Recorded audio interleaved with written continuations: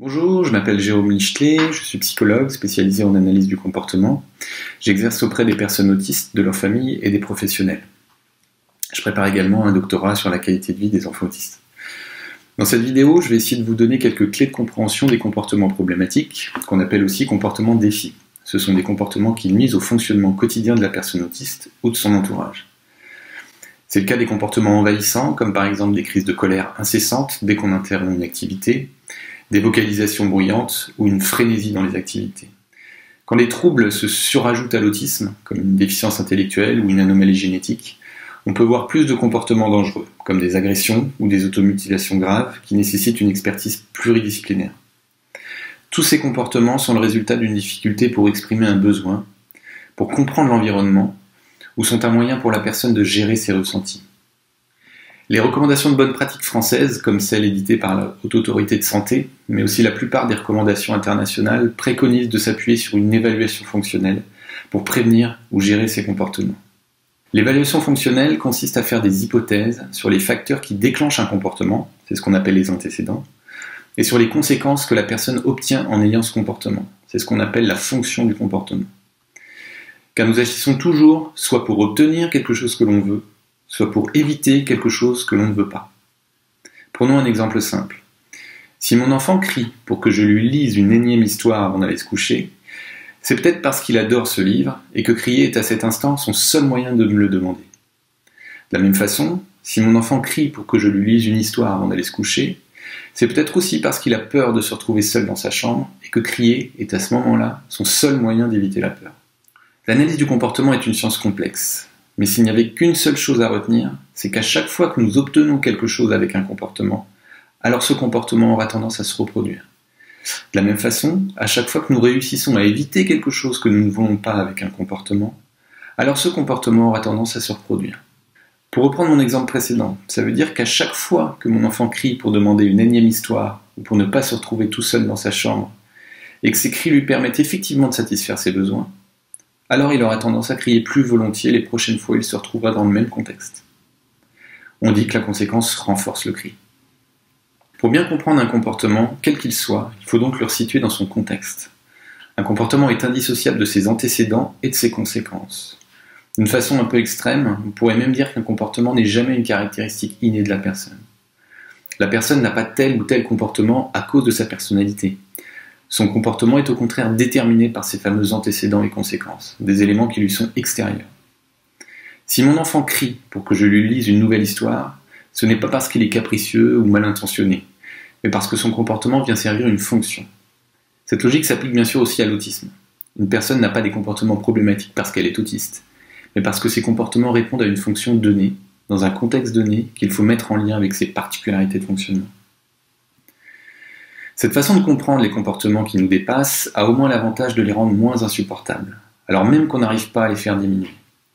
Probablement parce qu'on est moins tenté d'incriminer la personne pour ses comportements. On verra tout à l'heure que cette prise de recul est importante pour nous aider à moins surréagir face à certains comportements, parce que ces surréactions peuvent amplifier le problème. Pour modifier un comportement, on peut donc agir à la fois sur les facteurs qui les déclenchent, les antécédents, et sur leurs conséquences. On peut agir sur les conséquences de trois façons. Une première façon consiste à ne plus apporter les conséquences que le comportement permet d'obtenir. Si votre enfant crie pour que vous lui lisiez sa fichue histoire, et que vous refusez de la lire tant qu'il continue à crier, alors votre enfant finira effectivement par arrêter de crier, car il apprendra que le cri n'est plus un moyen efficace d'obtenir ce qu'il demande. Mais en pratique, cette seule façon de faire comporte des inconvénients. Une deuxième façon d'agir sur les conséquences est de faire suivre le comportement problématique d'une conséquence pas agréable pour la personne. En termes simples, cela veut dire la sanctionner. Si votre enfant crie pour que vous lui lisiez une histoire, vous pouvez lui crier dessus à votre tour, ou le menacer par exemple. Mais là encore, cette façon de faire est souvent contre-productive, surtout avec les personnes autistes. Une troisième façon d'agir sur les conséquences consiste à répondre aux besoins de la personne, mais en s'arrangeant pour qu'elle communique ce besoin autrement. Par exemple, si vous pressentez que votre enfant va vouloir que vous lui lisiez une autre histoire, aidez-le à vous le demander autrement qu'en criant, en le guidant pour qu'il vous montre le livre du doigt par exemple. À ce moment-là, il est important qu'en pointant le livre, votre enfant puisse effectivement obtenir de vous que vous lui lisiez une autre histoire, parce que ce nouveau comportement sera alors renforcé et aura plus de chances de se reproduire. Cette troisième façon d'agir sur les conséquences est celle qui est actuellement recommandée par la Haute Autorité de Santé pour la gestion des comportements problématiques. Cette dernière stratégie basée sur les conséquences, qui n'est d'ailleurs pas spécifique à l'autisme, peut être utile pour enseigner des comportements alternatifs aux comportements problématiques. Mais ce n'est pas suffisant. Parce que ce qui risque de se passer dans mon exemple, c'est que l'enfant aura peut-être appris à pointer du doigt pour demander une autre histoire, mais il n'aura pas forcément appris à tolérer le moment où on décidera de ne plus lui en lire, même s'il le demande de façon adaptée. Car il y a un moment où cet enfant devra aller se coucher. Pour prévenir des réponses de frustration trop intenses, c'est là qu'entrent en jeu les stratégies basées sur les antécédents. C'est en fait tout ce que l'on peut mettre en place de façon proactive pour modérer les comportements des filles. Pour les personnes autistes en particulier, la gestion de ces antécédents a un impact majeur sur leur comportement, car ces personnes fonctionnent différemment des personnes au développement typique. Cette différence s'exprime d'abord sur le plan cognitif. On sait par exemple que les autistes, qu'on dit prototypiques, ont un fonctionnement perceptif particulier. Ils traitent différemment les informations visuelles et vocales. Sans aménagement particulier, ils risquent de ne pas comprendre ce qu'on leur dit, ni ce qu'on attend d'eux, surtout chez les plus jeunes. Une partie des comportements problématiques des enfants autistes est liée au stress généré par cette incompréhension. Mais ce qu'on ne peut pas leur dire, on peut le leur montrer. En mettant en lien les événements de leur quotidien avec des indices visuels, on met ainsi à profit leurs particularités de perception pour rendre leur environnement cohérent. Cette structuration peut aussi être matérialisée par des rituels que l'enfant pourra anticiper. Au final, cette prévisibilité pourra amener l'enfant à communiquer ses besoins. Les personnes autistes fonctionnent également différemment des personnes au développement typique au niveau sensoriel, et ces particularités peuvent être impliquées dans l'apparition des comportements problématiques. L'automutilation, par exemple, peut avoir pour fonction de diminuer l'anxiété générée par les expériences sensorielles.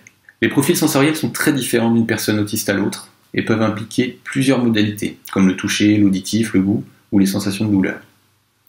Connaître les profils sensoriels individuels et aménager l'environnement en conséquence, en limitant les surcharges sensorielles par exemple, peut donc aider à prévenir l'apparition de comportements problématiques. Enfin, une caractéristique importante très souvent présente chez les personnes autistes, c'est un attachement fort à leurs intérêts. Même si ces intérêts sont parfois envahissants et peuvent être un frein au fonctionnement de la personne, ils sont aussi un facteur de compétence. Si l'accès aux intérêts est cadré et prévisible, ils nourrissent l'intelligence de la personne autiste et contribuent à sa qualité de vie. Ces intérêts sont aussi un moyen de valoriser la personne, d'interagir avec elle dans un contexte émotionnel positif. Cette reconnaissance des intérêts contribue à améliorer l'estime que la personne a d'elle-même et lui offre des ressources pour mieux gérer les exigences de son environnement. D'autres antécédents peuvent aussi contribuer à l'apparition de comportements problématiques, comme le manque de sommeil, la prise de certains médicaments, l'état de santé ou les douleurs par exemple. À travers les interventions sur les antécédents, l'idée est donc de mettre la personne autiste dans des dispositions émotionnelles et physiologiques favorables pour diminuer les réactions de stress susceptibles de déclencher des comportements problématiques. Intervenir sur les antécédents consiste en quelque sorte à fabriquer un socle préventif de ces comportements en lien avec les particularités de fonctionnement des personnes autistes. Enfin, je voudrais évoquer un dernier facteur d'influence des comportements problématiques. C'est la manière dont nous, professionnels ou parents, réagissons à nos propres émotions quand on est confronté à ces comportements. Quand on est témoin d'un comportement problématique, ça suscite en nous des réactions émotionnelles souvent intenses. Sans même parler des comportements problématiques, il peut être aussi très déstabilisant de faire face au fonctionnement des personnes autistes, un fonctionnement qui nous est radicalement étranger. Ces émotions sont tout à fait légitimes, et il est parfaitement normal d'être tenté d'y réagir en ayant des comportements d'agacement, voire de rejet. Ces réactions peuvent générer des comportements problématiques et ne permettent pas de modifier certains comportements autistiques, comme les stéréotypies non envahissantes, qui ne nuisent pas au bien-être de la personne et qu'on ne peut de toute façon pas changer. Au contraire, mieux comprendre le point de vue des personnes autistes, lâcher prise sur certaines de nos attentes ou prioriser nos exigences peut avoir un impact positif. Cette flexibilité face à nos émotions ou nos a priori, ce changement de posture, est une des choses les plus difficiles qui soient.